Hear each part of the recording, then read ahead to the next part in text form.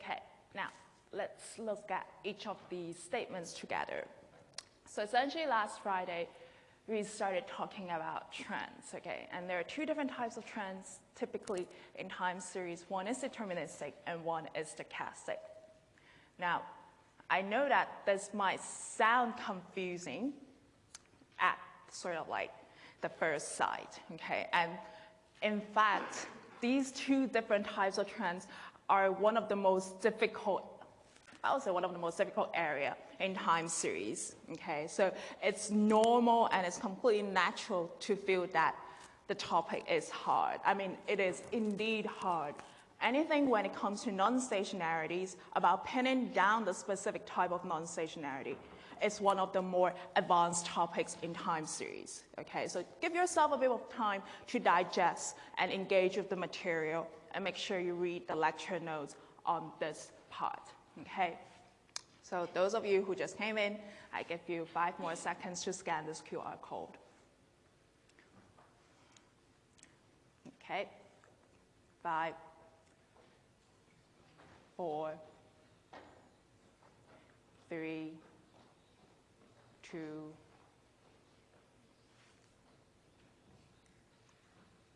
1. Okay, time's up.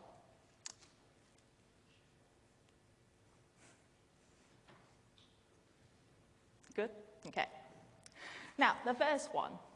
A stochastic trend can be the cumulative sum of a mean zero finite MA process. Is this correct or wrong?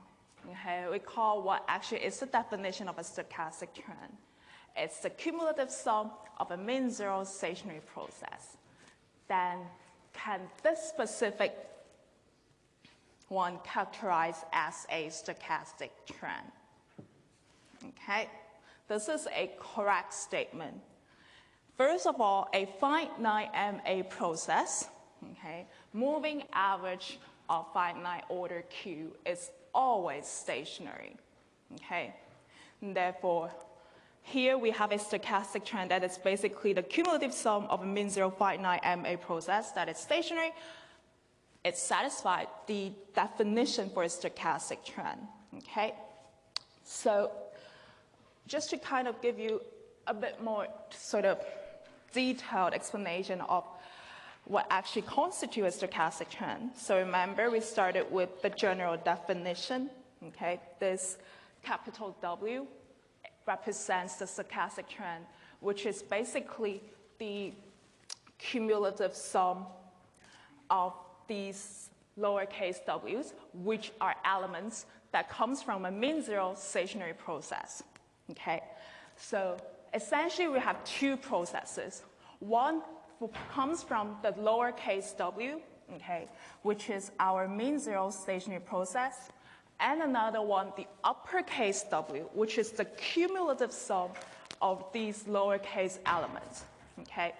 So essentially, the lowercase w is what we are familiar with so far. Okay, at time 1, we observe 1w. At time 2, we observe another value, the lowercase w2. Time 3, we have a lowercase w3.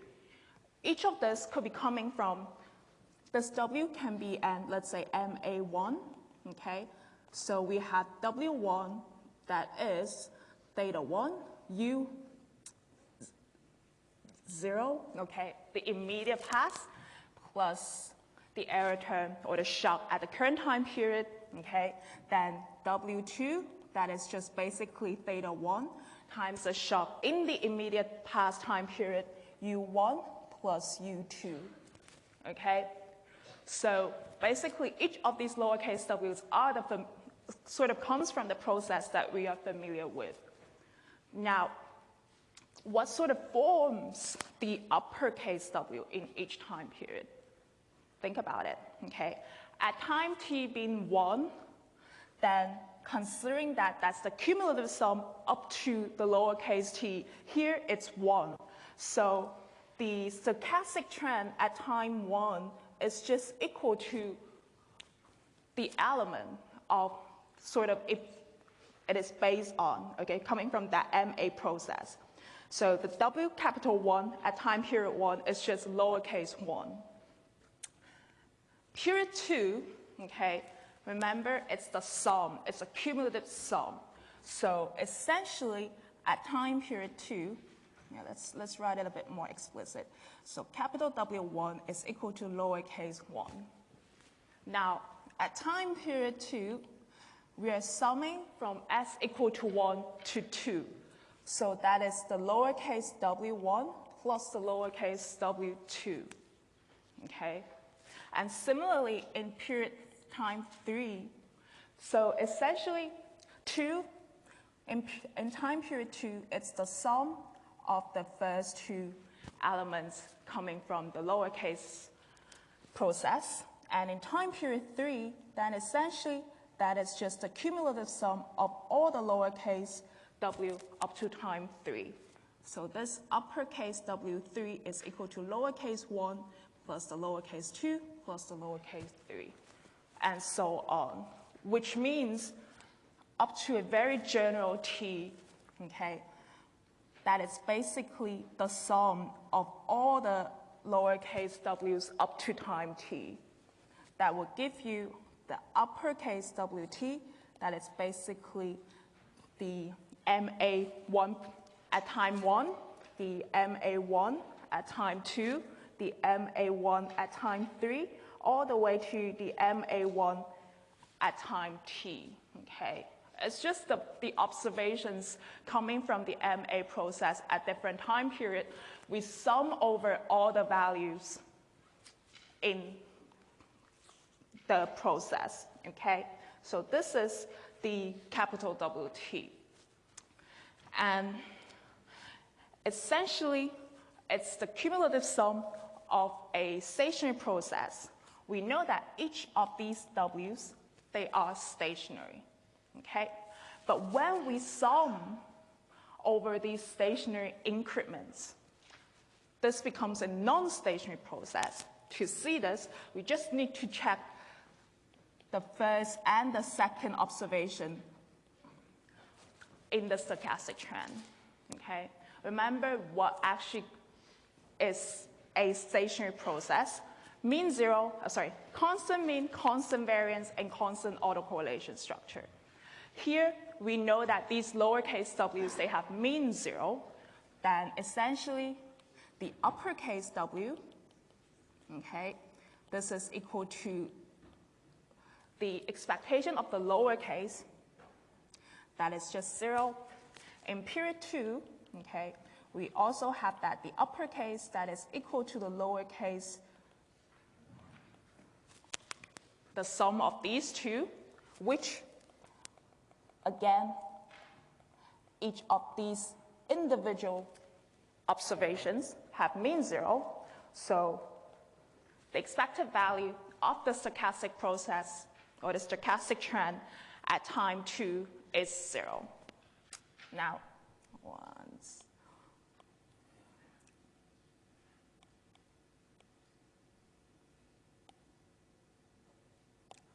what happens to the variance? If we look at the variance for time 1, okay, that it's basically same as the variance of the observation coming from the stochastic, the MA1 process. And for here, we know that that is the variance of the theta 1 U0 plus the U1, okay? So this is for the time period 1. Now, if we look at time period 2, essentially, we know that this uppercase W is the sum of the first two lowercase w's,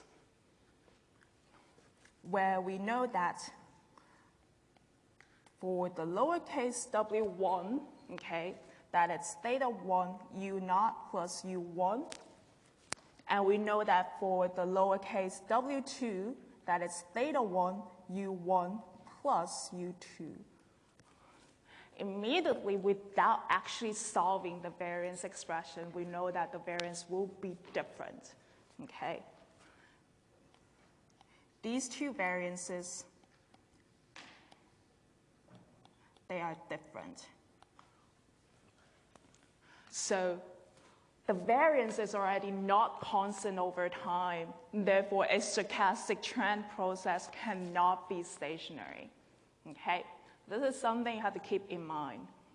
While the process where it comes from, okay, the lowercase w's, each of them, they are stationary, but the uppercase w is not. Okay? So this is the first quiz on PATLAB. Now, let's look at the second one. So here what we said is that one key difference between a stochastic and deterministic trend is that the next movement of the former is not predictable, whereas the latter is. Okay? Can this be correct, or it's actually a false one? This is a correct statement. Okay? The key difference between a stochastic and a deterministic trend comes from that the stochastic trend is random. We can never predict its next move, whereas the deterministic trend, okay, what is deterministic? Deterministic means there's no randomness. We know where it's going to move on the next step, okay? Its movement is known. That's why it's deterministic.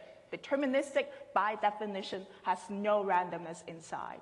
So this is correct. So just to visualize what this implies, okay?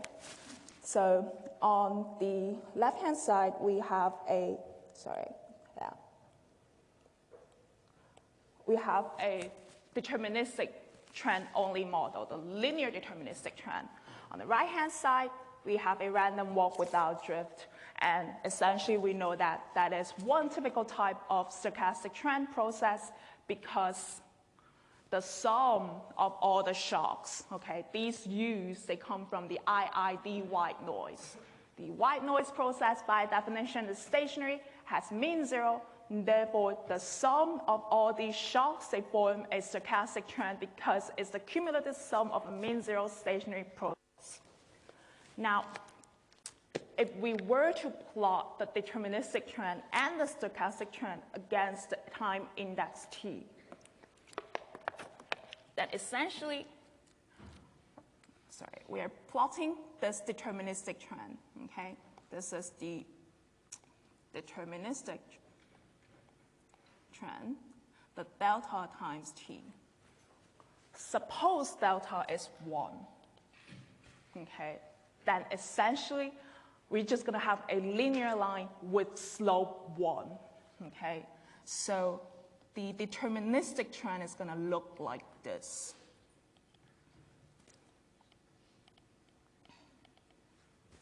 Okay, which means at time t being 1, we know that the trend is going to take the value 1, okay? At time being 2,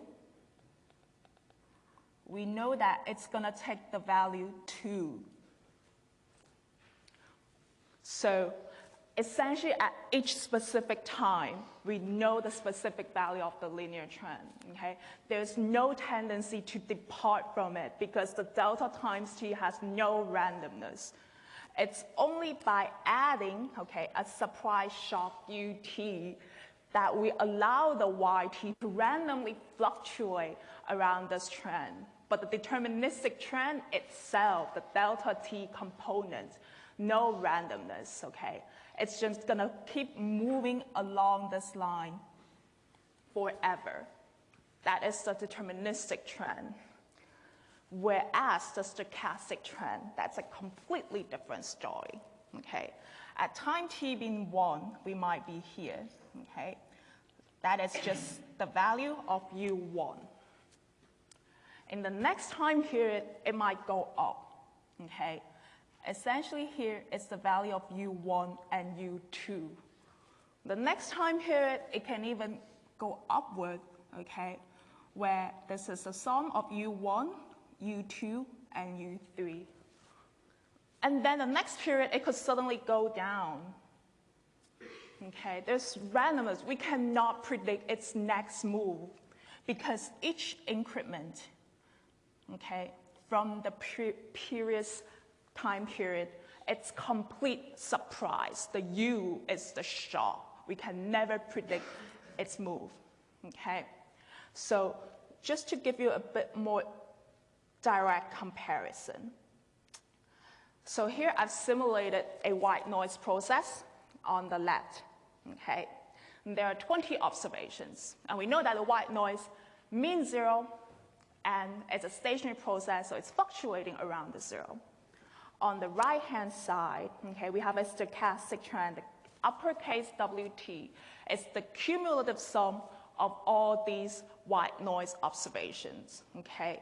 We can see that while the left-hand side is stationary, the right-hand side is not. It's randomly moving upward and downward, with each move being the sum of all these cumulative shocks. And imagine, okay, if we now observe this over a longer time period, the characteristic is even more obvious, okay? The white noise is stationary around the mean zero, whereas the stochastic trend, the cumulative sum of the white noise observation, is randomly wandering without a tendency to move up or down. The next move, we don't know where it's going to go. It can go up, it can go down. Complete shock. We can never predict it using the past history, okay? So this is the stochastic trend. So this is a correct statement, okay? The next one. In the stochastic trend, non-stationarity is caused by the process of summing, which is why we need differences to achieve stationarity, okay? Is this correct or wrong? This is, again, a correct statement, okay? The whole idea of the stochastic trend, which originally is based on something that is stationary, okay? How can we convert something that is stationary to something that is not stationary? By summing over these stationary elements, okay? The issue with the stochastic trend purely comes from the fact that we are summing these lower cases w, which are stationary, okay? So just to use the random walk without drift as an illustration, okay, remember the yt is equal to yt minus 1 plus ut, and by recursively substituting backward, we can write it in terms of the sum of the initial observation and the cumulative sum of all shocks from time 1 to t. Then writing this sum out explicitly, okay, we're summing over t shocks.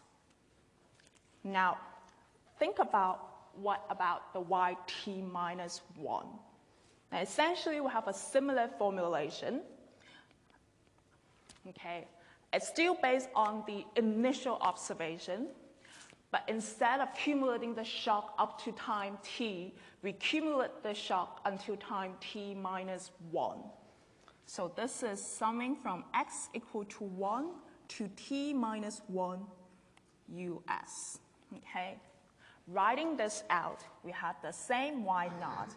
We have the same shock at time 1, the same shock at time 2, the same shock at time 3, time 4, all the way to time ut minus 1.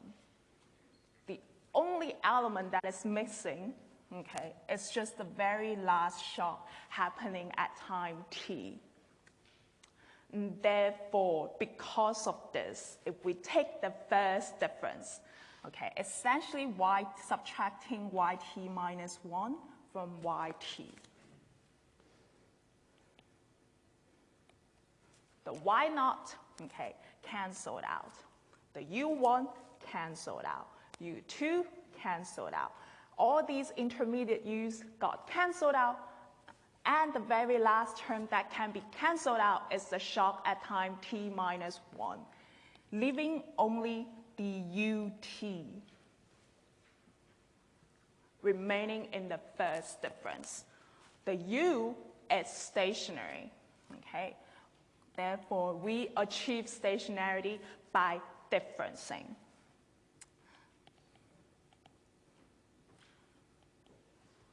Okay, and this is why we can achieve we can achieve stationarity by differencing the stochastic trend. Okay, it's really because the stochastic trend comes from summing stationary elements. Then by differencing them, we can recover only one stationary element. And that one stationary element itself is stationary, which gives the difference being stationary. Okay, so this is the second last quiz. The very last one. We cannot make a trans-stationary process stationary by differencing. Is this a correct or a false statement?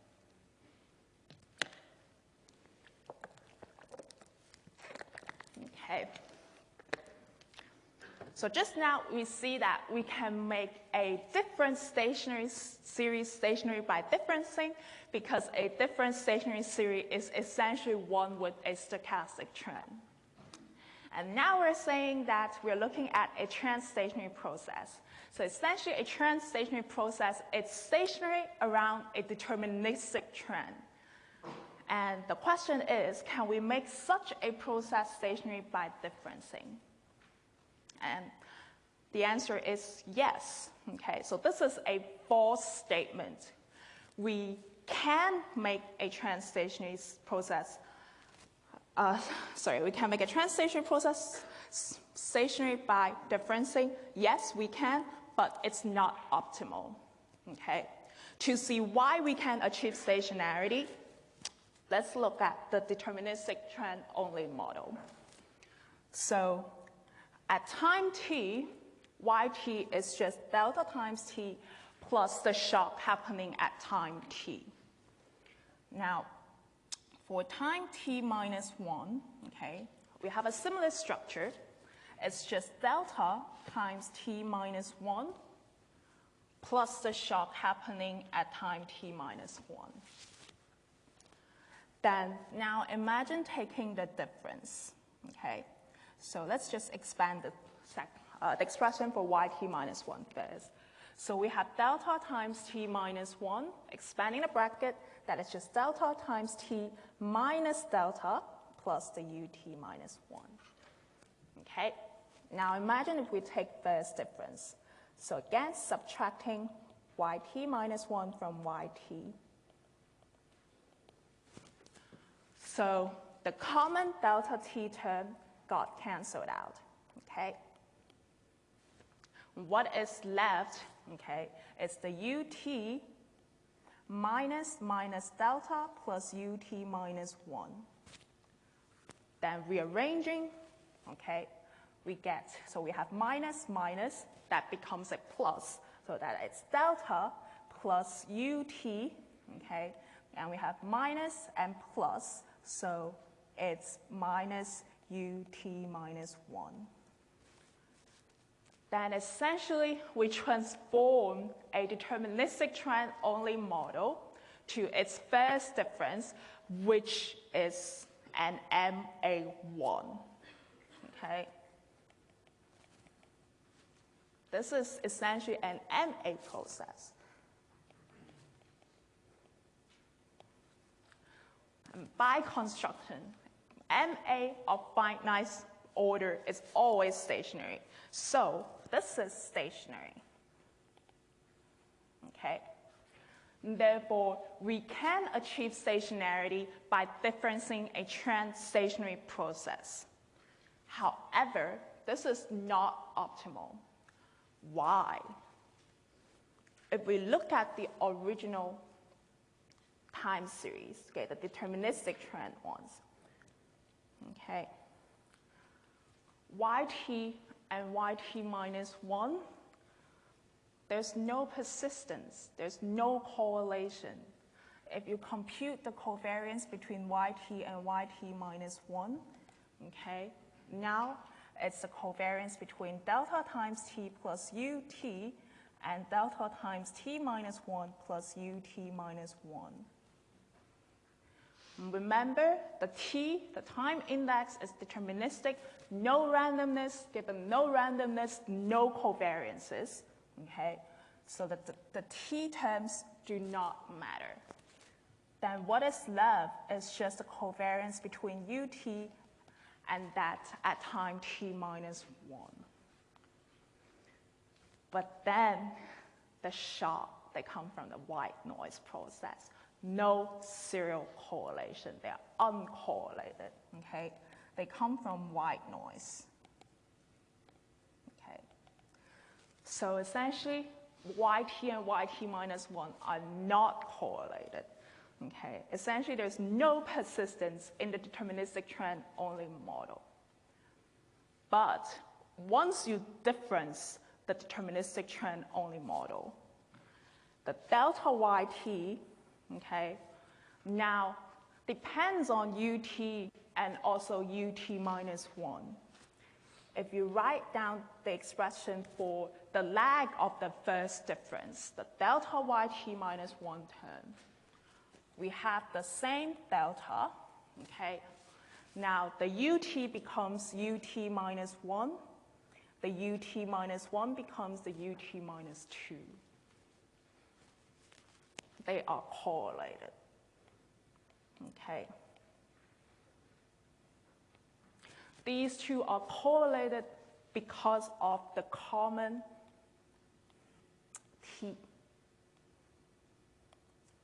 t minus 1 term, okay? The common shock happening at t minus 1 makes the correlation between the first difference and its immediate past being different from 0, okay?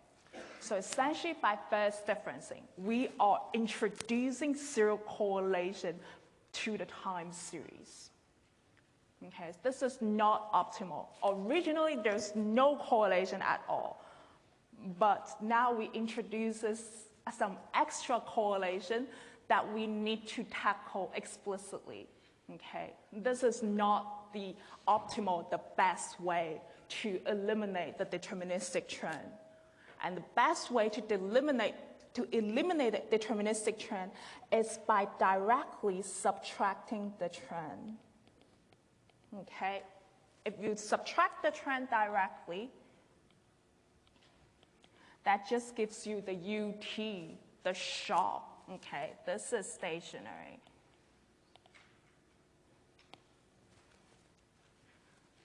Okay? So, differencing is the way to achieve stationarity, regardless of we have stochastic or deterministic trend. But it's not the optimal approach for the deterministic trend only model because it incorporates unnecessary complexity into the series that we're analyzing, okay? So I hope that by these 4 quiz questions, you have a better understanding about the differences between a deterministic and a stochastic trend only process. So sort of just to quickly wrap up on where we left last week. So some terminologies in stochastic trend only models.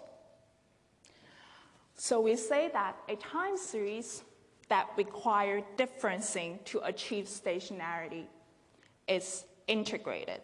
And we say such a time series having a unit root. And if a series needs to be differenced d times to achieve stationarity, we say that the order of integration is d. Okay, so we denote it as id. Okay, that basically means the series need to be differenced d times to achieve stationarity. And this also implies there are d unit roots or d stochastic trend. Okay, d different unit root and d different stochastic trends. So what does this imply? If the underlying time series yt is stationary without differencing, okay, like the stationary AR1, then we say such a process is integrated of order 0, because it does not need differencing to achieve stationarity. It is stationary by itself. However, okay, if yt is trend stationary, then we would need to add the specific sort of condition that yt is I0 with a deterministic trend, because I0 integrated of order 0 by definition must be stationary. Okay, so if the process is stationary around a deterministic trend, we need to explicitly state that it's I0 with a deterministic trend.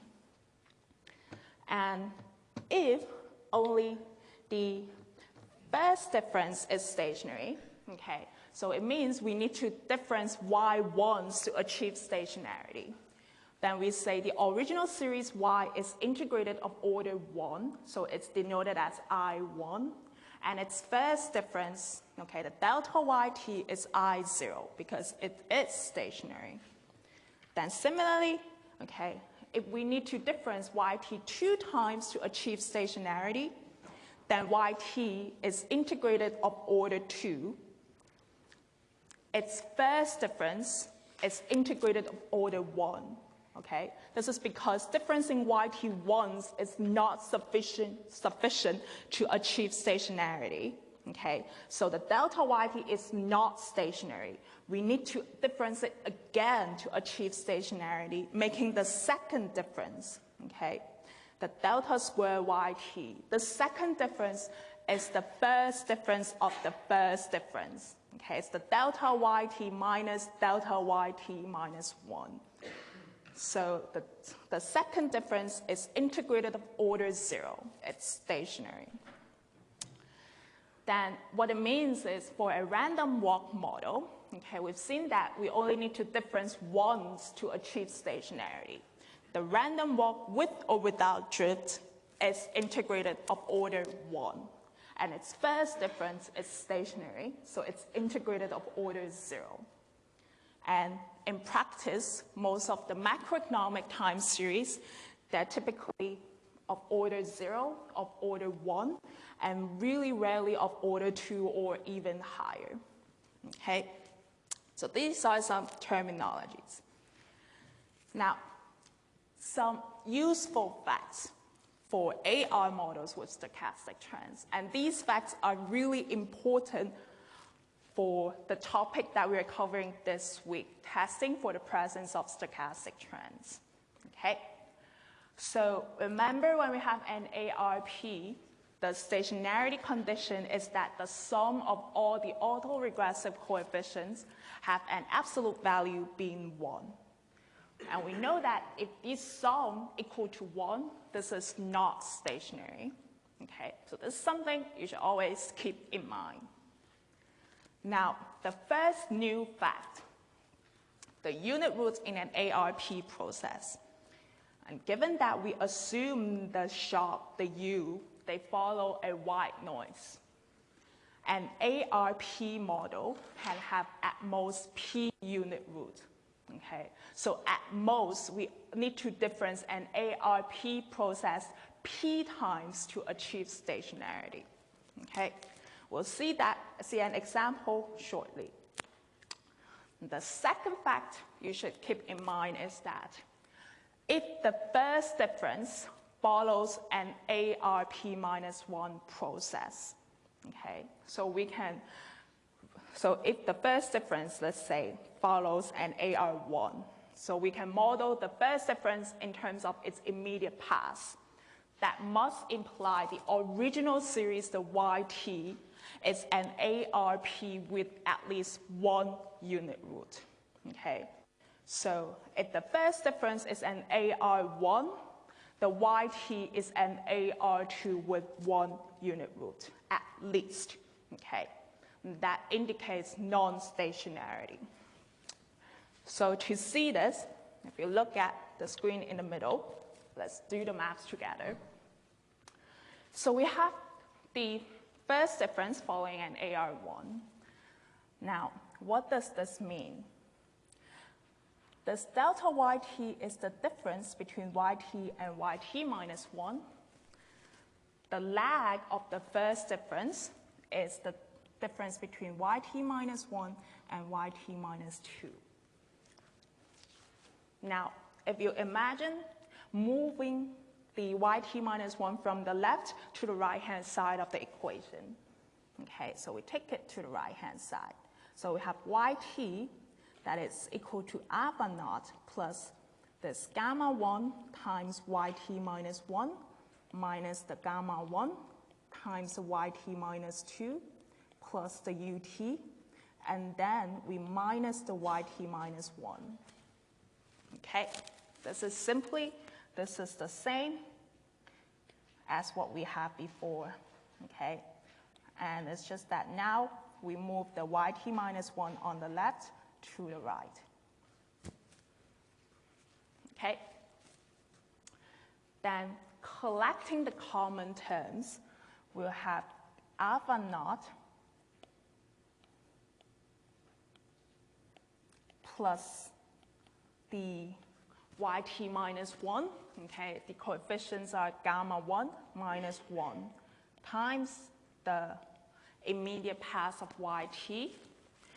Yt minus 2 is attached with the coefficient minus gamma 1, okay, and then we have the shock ut.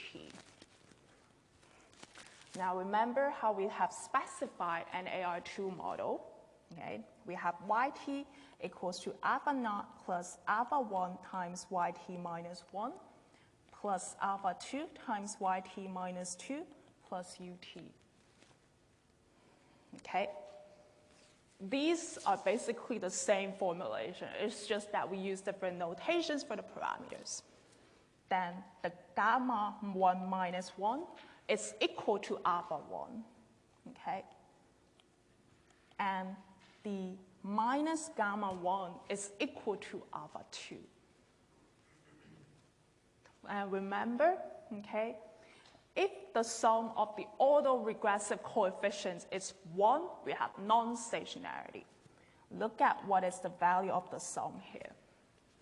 Alpha 1 plus alpha 2, that is equal to, we know alpha 1 is gamma 1 minus 1. Alpha 2 is the minus gamma 1. Okay? Oh, sorry, it's a plus. So I'm sorry, okay? Because it's minus here when you take it, if you have minus on the right-hand side, sorry, on the left-hand side, you take it to the left, okay? This should be a plus. It's a plus there, which means it's a plus inside, okay? Gamma 1 is equal to, alpha 1 is equal to gamma 1 plus 1. And similarly, it's a plus 1 here, okay?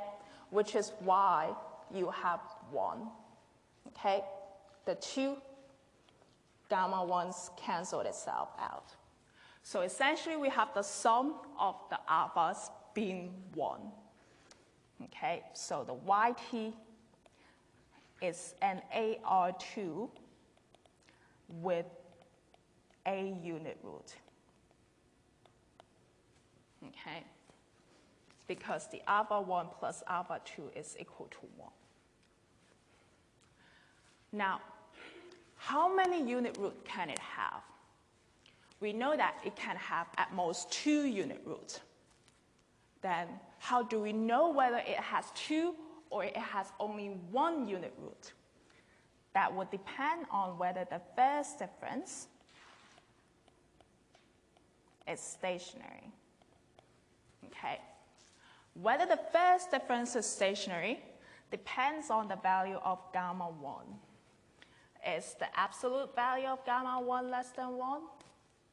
Okay. If it is, if the absolute value of gamma 1 is less than 1, then yes, the delta yt is stationary. Okay. So it's I0, which means the yt is I1, okay? But if the gamma 1 is equal to 1, then the first difference is not stationary, okay?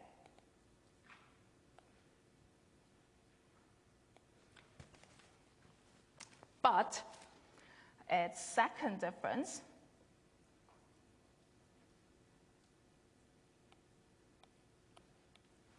the delta yt minus delta yt minus 1, okay, that is equal to alpha naught plus gamma 1 delta yt minus 1 plus ut minus delta yt minus 1. When gamma 1 is 1, okay, this is equal to 1,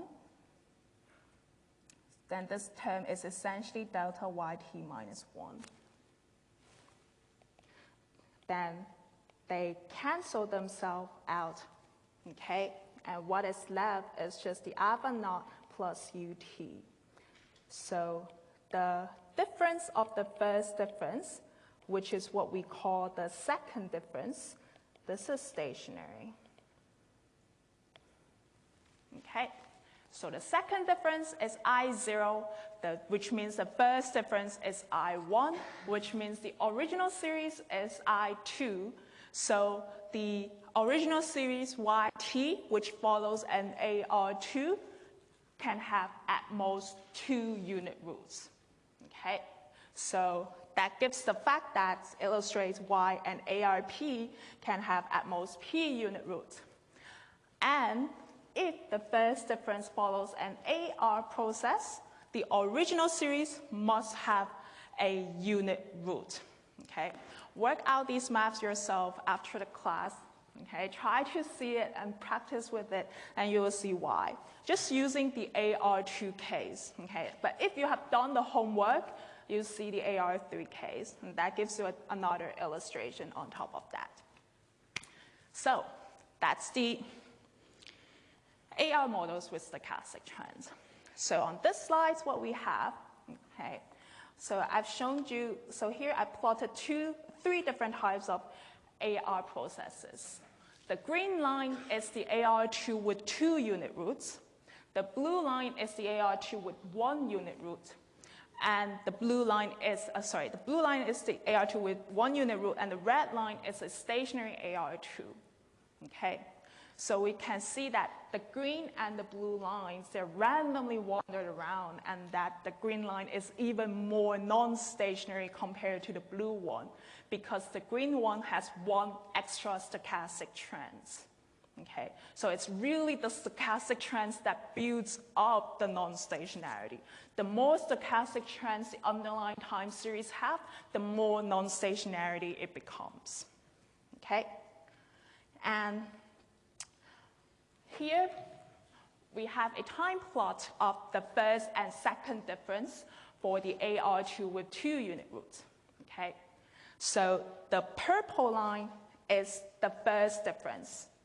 So remember, if AR2 has 2 unit roots, it's integrated of order 2. Its first difference is integrated of order 1, which is still not stationary.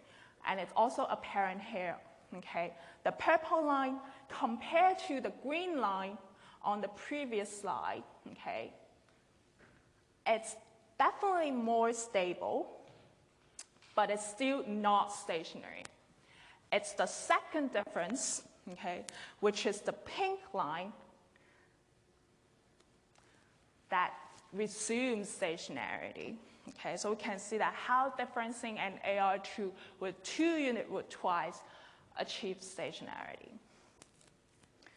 So this is about the trends. Today, I was planning to talk about the ADF test, but apparently we've wasted a lot of time on going through the difference between stochastic and deterministic trend. But I think it's important because it's first important to keep in mind the difference between them. Then we'll be able to detect when a stochastic trend is presented and when a non-stochastic one is presented. Okay, so I'll just briefly talk about it in the next 2 or 3 minutes, because this week you have both tutorial and practical session. The practical session, you will see how to test the stochastic trend. So essentially, okay, we've seen that the stochastic trend requires differencing to achieve stationarity, and the deterministic trend, we only need to subtract the deterministic component directly. Okay, I'll leave it for you to read the first two sessions. Essentially, it's based on what we've done earlier on the quizzes. Then the question is, okay, how do we know when differencing is required to achieve stationarity? Using the ADF test. Okay, so starting from the very basics, if we have an AR1 model without a constant, so in order to test for the presence of a stochastic trend, we know that it's the same as testing whether alpha 1 is being 1. Okay? If it's 1, we have a stochastic trend. If it's less than 1, we don't have a stochastic trend. And one key characteristic of this type of test is that it's always a lower tail test. Okay? We are always testing the alternative alpha 1 less than 1. And this is because the upper tail alternative, that alpha 1 being greater than 1, implies an explosive series, which is typically implausible in practice. Whereas it being smaller than 1 indicates no stochastic trend, and this is consistent with stationarity. And given that we're testing a lower tail alternative, reject the null only if your test statistic is more negative than the critical value. Okay? We're looking at the lower tail of the distribution. So the ADF test essentially tests the same hypothesis, but it transformed the model equation into an ADF regression. It's essentially the same model, okay? But for sake we'll see later, this ADF regression is easier for us to test the stochastic trend, okay? So it's essentially about subtracting yt minus 1 from both sides of the equation. That gives you the first difference, the delta yt, okay, which is yt minus 1. That is equal to alpha 1 minus 1 times the yt minus 1 plus the ut. And we call this pi. So essentially, pi is equal to alpha 1 minus 1. And the OLS estimate of the pi hat is just the alpha hat 1 minus 1. Then to test whether alpha 1 is 1 versus alpha 1 being smaller than 1, it's the same as testing whether pi is 0 against the alternative that it's smaller than 0. Okay? So the idea is, remember, if yt follows a pure random walk without drift, that is the alpha 1 is 1, okay? Then in this case, we'll have pi being 0, so the first difference is just ut, which is stationary. The whole idea of the test is exactly the same as how we usually construct the t-statistic. The only difference comes from the distribution, okay? It no longer follows a standard normal, because here we're testing for the presence of a unit root, okay? So the t-statistic, we can construct it in the same way as before, but it's just that we need to consult the critical values from a different table. I'll talk about that on Friday. Essentially, one thing you need to know is I've updated the statistical tables on Blackboard, okay? So there is a new one there, and at the very end, you'll have the critical values for the ADF test, okay? That's the main difference. So that's it. Thanks for coming today. I hope you have a better idea of deterministic and stochastic trend. Remember, tutorial and practical session are both happening this week, so make sure you attend both. And tomorrow at 5, you have the quiz 2 feedback available. Okay, make sure to check that. I'll see you guys on Friday.